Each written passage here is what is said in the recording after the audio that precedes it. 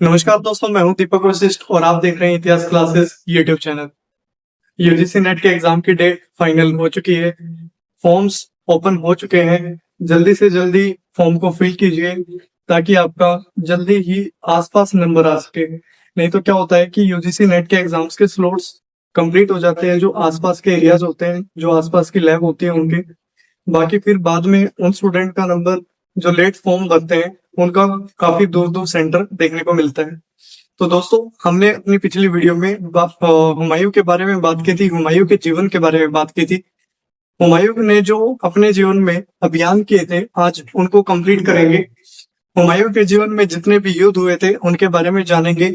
उन्होंने मुगलों ने अपने इन युद्धों को किस प्रकार से जीता या किस प्रकार से अन्य शासकों द्वारा जीत हासिल की गई उसके बारे में भी जानेंगे। चलिए शुरू करते हैं हमारा आज का टॉपिक।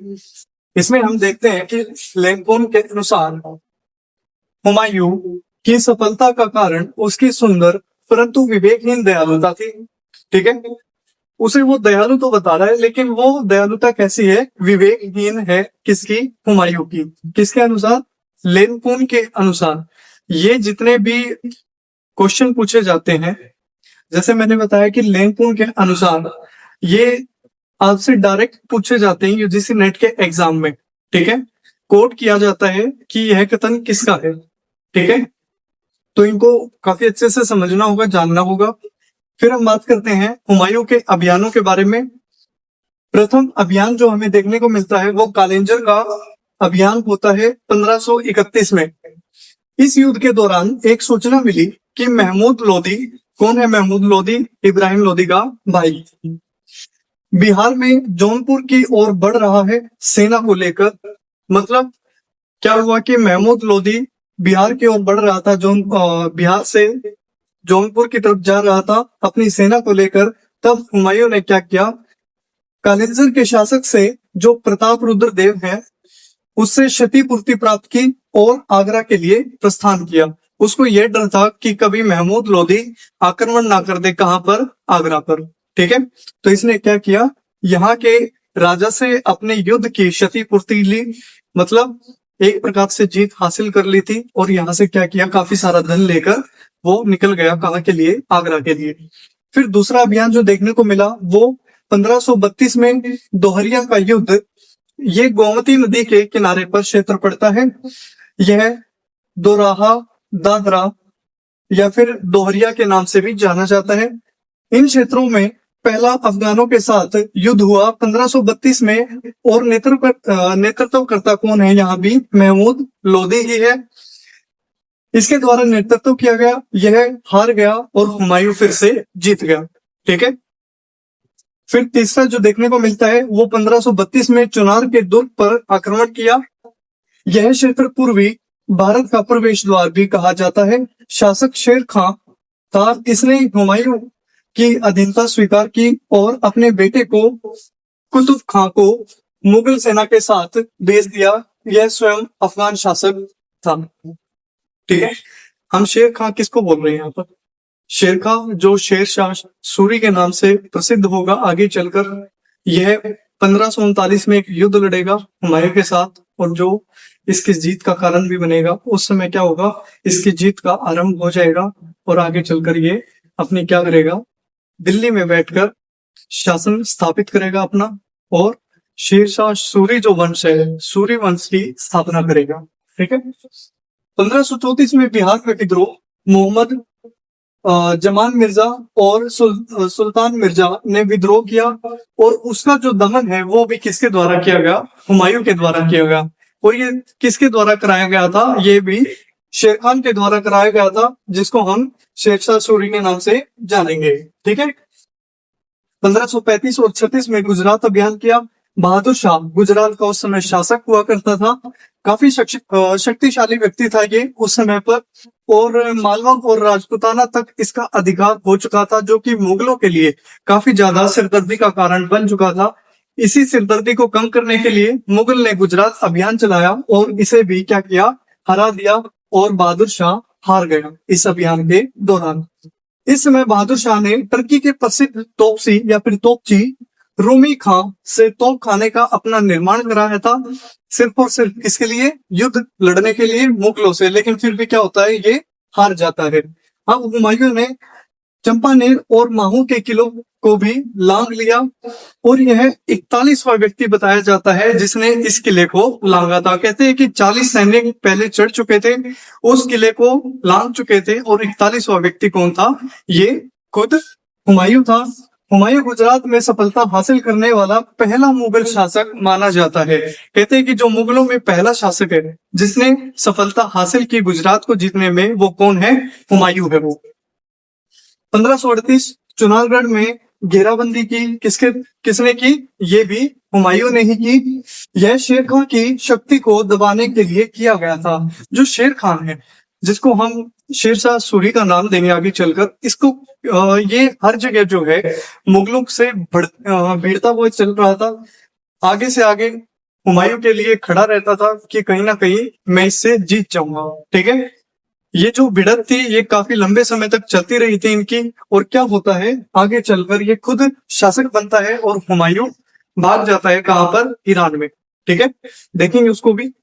फिर ये क्या करता है, इसकी हमने बात की। यह शेर खान की शक्ति को दबाने के लिए किया गया था। यहाँ से हुमायूं अब गोंड, जो बंगाल का क्षेत्र है, वहां पहुंच जाता है। वहां चारों ओर उजाड़ और लाशों को देखता है। ठीक है, अतः हुमायूं इसका नाम क्या रख देता है? जन्नताबाद। ठीक है, जब वहां पर लाशों के ढेर देखता है, सब कुछ उजड़ा हुआ देखता है, तो उसका नाम गोंड से बदलकर जन्नताबाद रख देता है।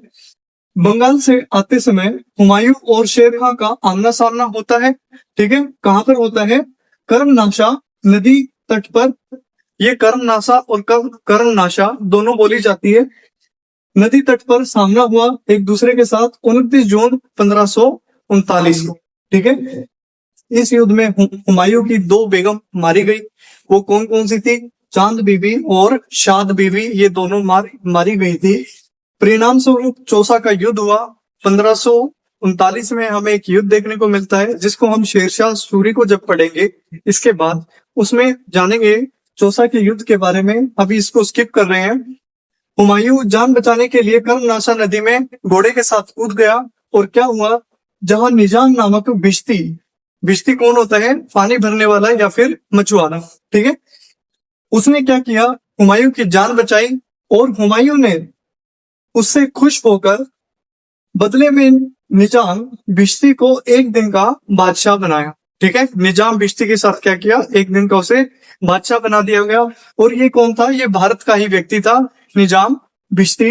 भिश्ती ने चमड़े के सिक्के चलाए। ये पूछा जाता है कि हुमायूं के समय में किस व्यक्ति द्वारा चमड़े के सिक्के चलाए गए, या फिर एक दिन का बादशाह कौन बना था जिसके द्वारा चमड़े के सिक्के बनाए गए थे? वो कौन है?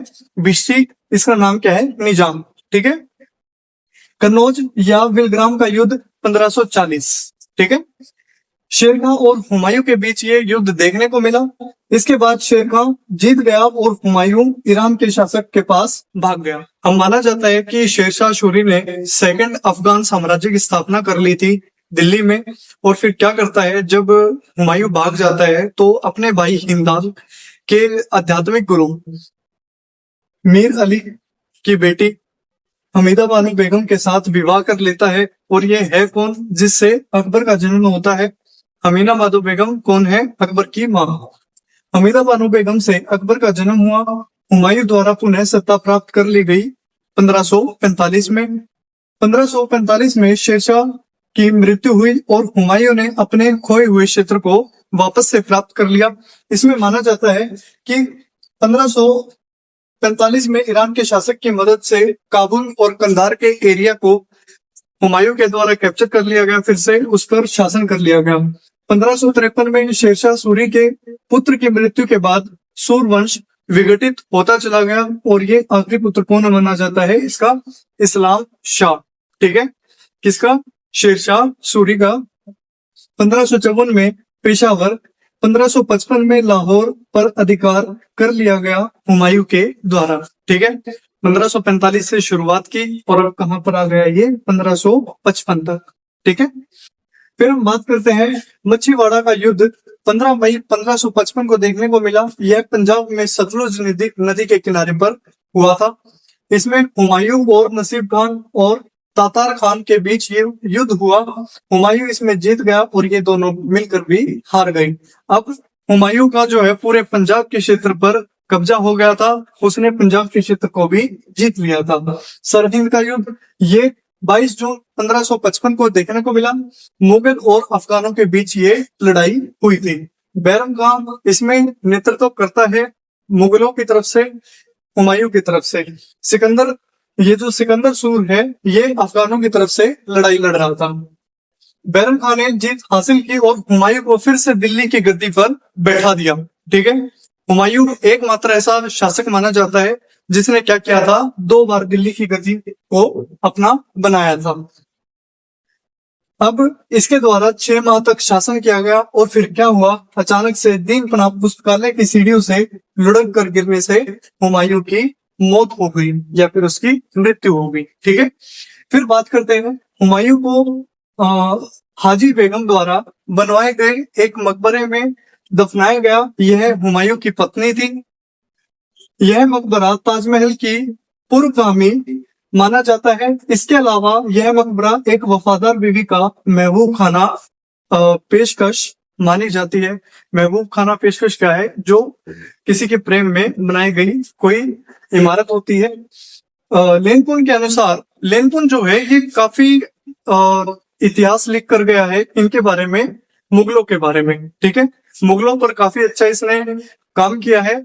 इस व्यक्ति के द्वारा मुगलों के बारे में अच्छे अच्छे वक्तव्य दिए गए हैं, अपने विचार दिए गए हैं। लेनपुन के अनुसार हुमायूं का अर्थ भाग्यशाली होता है, परंतु वह दुर्भाग्यशाली था। हुमायूं जिंदगी भर लड़खड़ाता रहा और अंत में भी लड़खड़ाकर सीढ़ियों से गिरकर मर गया।